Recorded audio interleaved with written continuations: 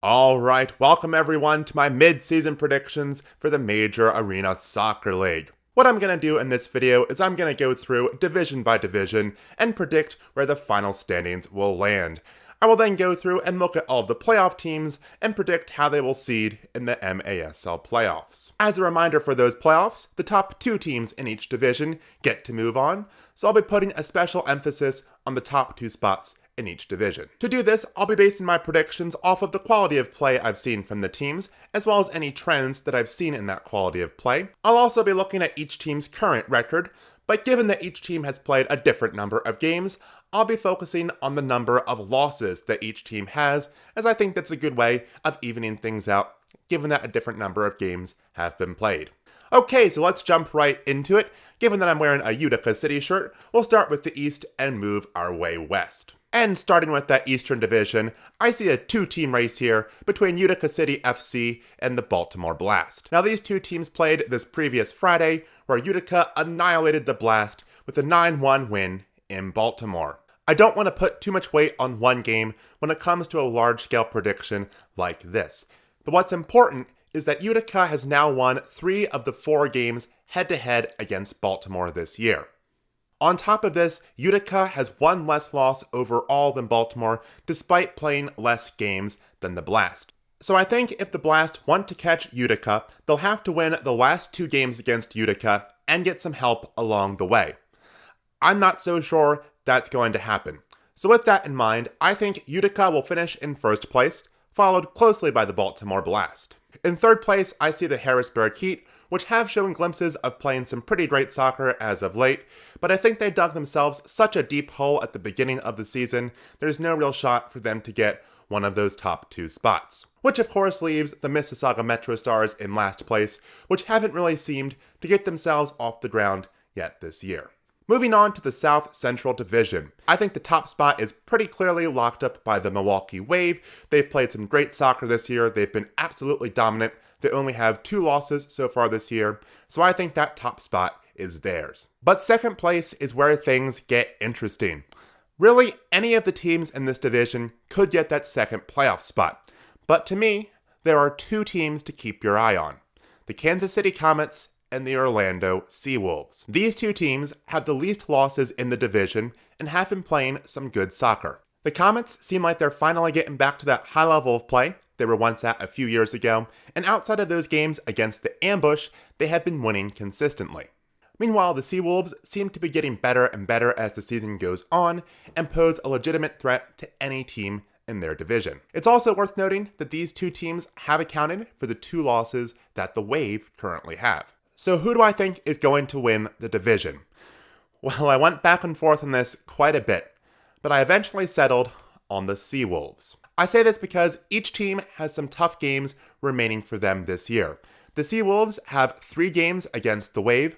The Comets only have 2, but they have another game against the Ambush, which they have really struggled in so far this year. But what's key here is the 4 head-to-head matchups between these teams for the remainder of the season. I think these 4 matchups will be split between the 2 squads. And given that the Seawolves already have 1 less loss than the Comets, I think this favors Orlando ever so slightly, and I think it will be enough to get the Seawolves that second playoff spot. So of course this leaves the Kansas City Comets in third place, which I see being followed closely by the St. Louis Ambush. The Ambush have made a lot of improvements this year, but they already have 8 losses on the season. I'm not sure if they can make that up, which is why I have them finishing in 4th place. And then in last place, I have the Florida Tropics. By no means do I think the Tropics are a bad team. They're just playing in a very tough division. Moving on to the Southwest, I see another 2-team race here between Flash de Monterrey and the Rio Grande Valley Barracudas. These teams are currently neck and neck in the standings with only 1 loss separating them, so it's tough to say who's going to win. But I'm going to pick the Flash to get first place in the division.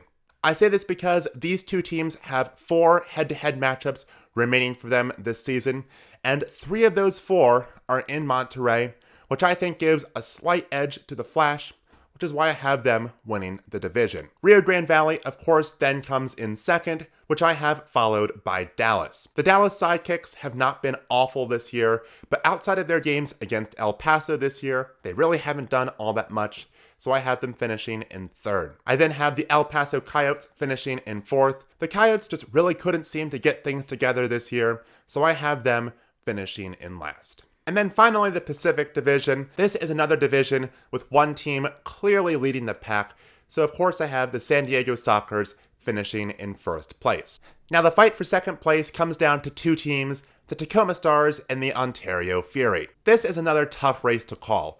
Each of these teams have some tough games ahead of them. They have multiple games against San Diego. They also each have one game against Monterey, so they each have some tough roads ahead of them. But perhaps most importantly, these teams have one game head-to-head against each other, which very well might decide who gets that second playoff spot. And the team that I think is going to get that second place is the Stars. It's a really tough decision. Honestly, it could go either way. I say this mostly because the Stars currently have less losses than the Fury, and head-to-head, I do think the Stars are an ever so slight better team. Now this of course leaves the Ontario Fury in third place, and the Turlock Express in fourth, who have really had a season to forget. Now that we have our 8 playoff teams selected, let's move on to the seedings. Keep in mind, these seedings have become very important over the past couple of years, as the later rounds of the playoffs only have one game each, with the higher seed getting to host that one game.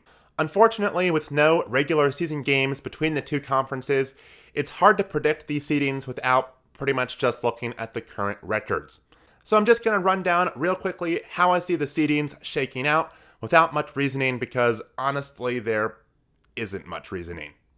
The first overall seed I give to the San Diego Sockers, followed by the Milwaukee Wave. The third seed goes to Flash de Monterrey, followed by RGV Barracudas. For the fifth seed, we hop back to the east because I'm giving it to Utica City FC, followed by the Baltimore Blast. The seventh seed I give to the Orlando Seawolves, and then finally, that last seed will go to the Tacoma Stars. So that will do it for my mid-season predictions, but feel free to leave a comment down below with how you think the standings will shake out for the rest of the year.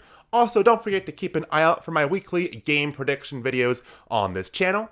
And until next time, you have a good one.